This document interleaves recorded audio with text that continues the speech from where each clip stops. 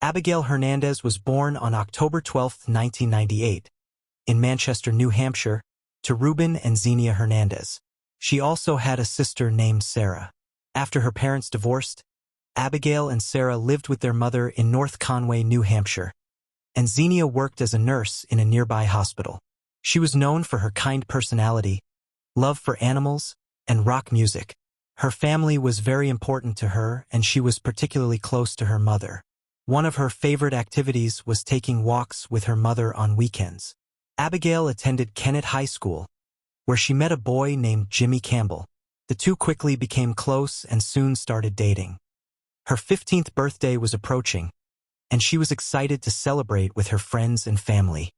After a long day at school on October 9, 2013, just 3 days before her 15th birthday, she left at 2:31 p.m., wearing a striped sweater, jeans, and new boots, an early birthday gift from her mother. She walked with a slight limp, the boots causing her feet to ache, but the discomfort didn't dampen her excitement for her upcoming birthday party. Normally, she would take the bus home, but when she reached the schoolyard that day, she saw it pulling away. With no one there to pick her up, she began the long walk home.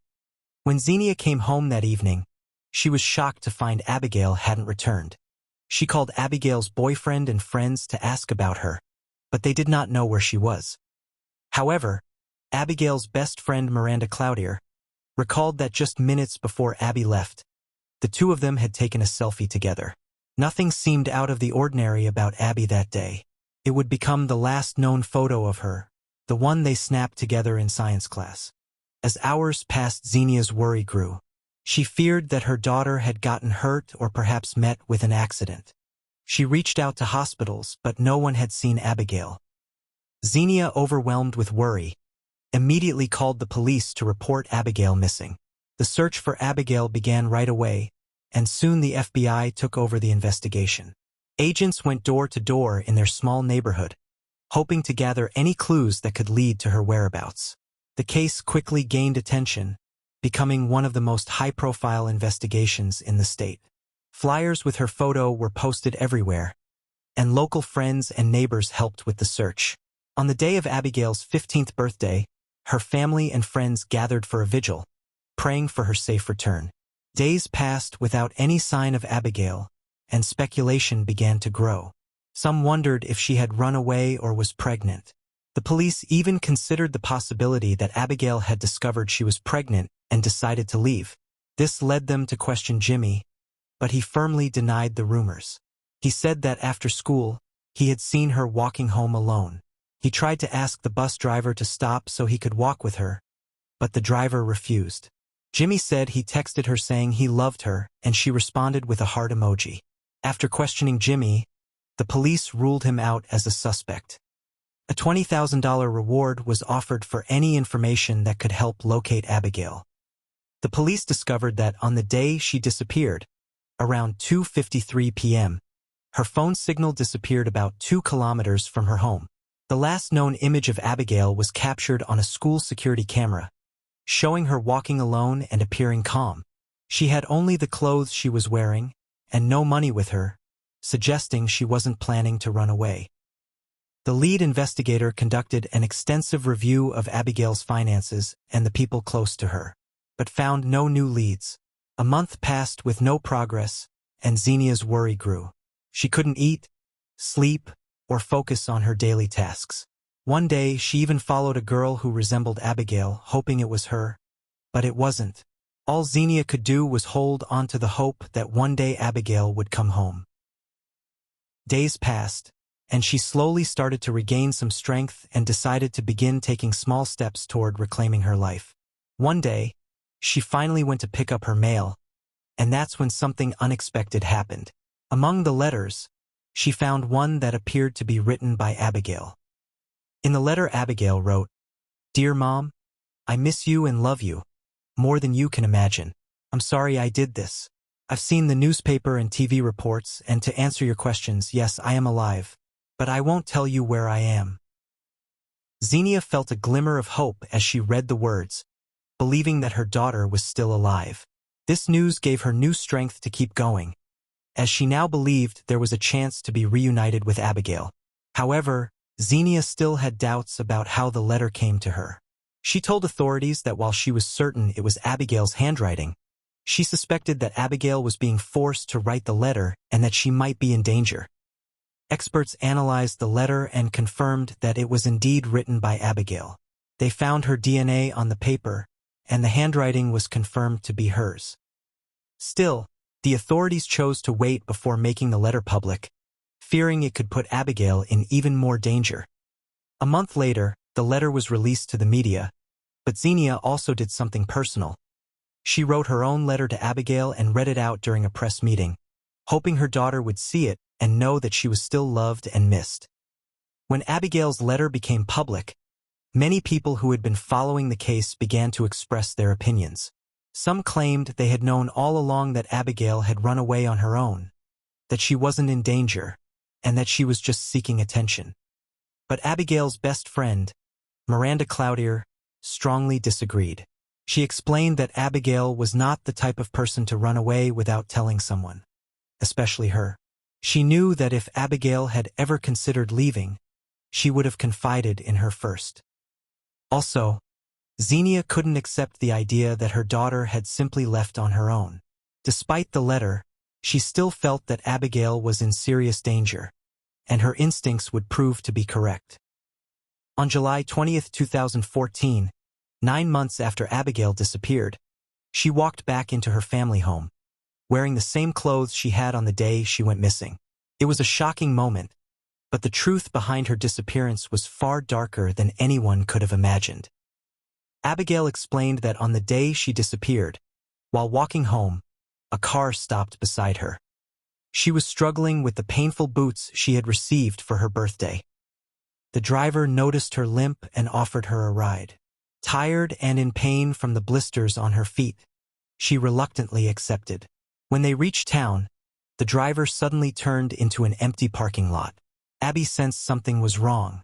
She unfastened her seatbelt and told him she could walk the rest of the way since her house was nearby.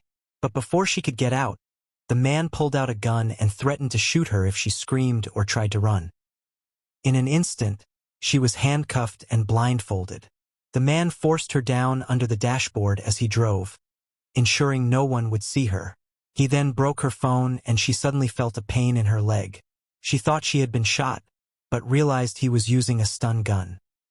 Abigail tried to reason with him, promising she wouldn't tell anyone if he let her go. The man took her to a remote house, deep in the woods, where she was thrown onto a dirty mattress and locked inside a soundproof shipping container, with loud music blaring. She knew that the only way to survive and possibly escape was to cooperate with her captor.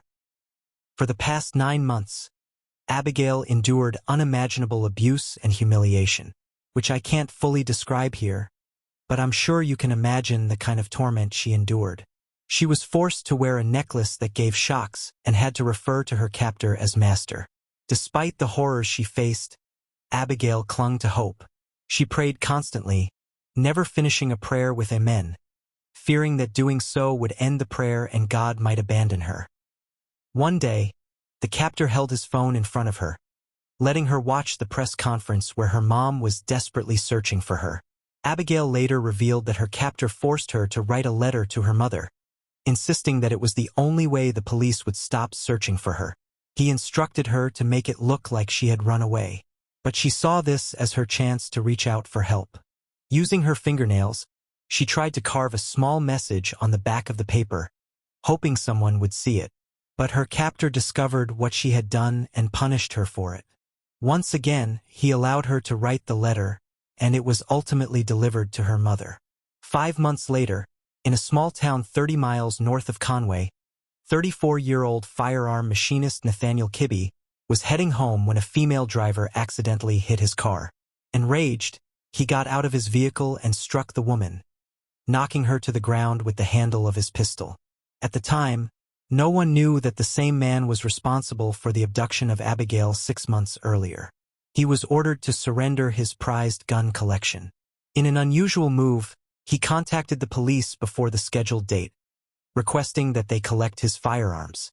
The police noted that this was the first time anyone had reached out ahead of time, which they found odd. Once on Kibby's property, the officers couldn't help but notice an oversized shipping container in the backyard. When asked about it, Kibby casually dismissed the question, insisting that the court order only required him to surrender his weapons and nothing else. The police had no reason to investigate further, and Kibby made sure of that. Throughout her captivity, Abigail used her intelligence and wits to survive. She gained her captor's trust by pretending to be helpful and obedient, even offering to assist him with his unlawful activities, like printing counterfeit money.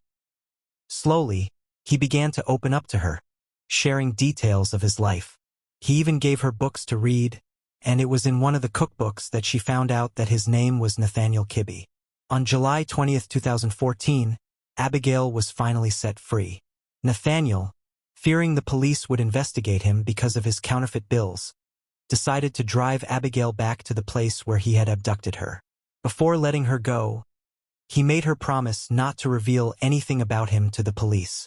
He then dropped her off, leaving her to walk back to her home. Abigail later shared in interviews that when she finally returned home, she was overwhelmed with joy and disbelief. She couldn't believe it was happening. When she called out for her mother, Xenia immediately ran to her and held her tightly. A security camera even captured Abigail's return after 9 months. Initially, Abigail feared to tell her captor's name as she was scared he would come and kill her. 8 days later, with Abigail's help, the police raided Nathaniel's home. He was arrested for abducting Abigail. 2 years later, on May 26, 2016, he pleaded guilty to the charges. He confessed everything in court but reached a plea deal to avoid more severe charges.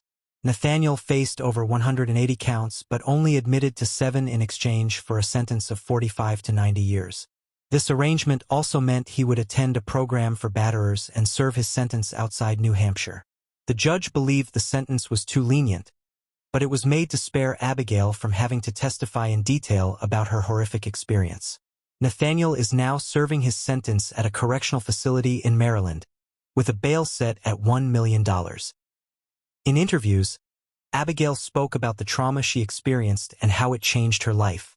Despite everything, she tries to cherish the small moments like sunshine and fresh air, not taking them for granted. She now lives a private life, focusing on healing and moving forward from her past. Thank you for watching. Please subscribe to my channel for more true crime content. See you next time.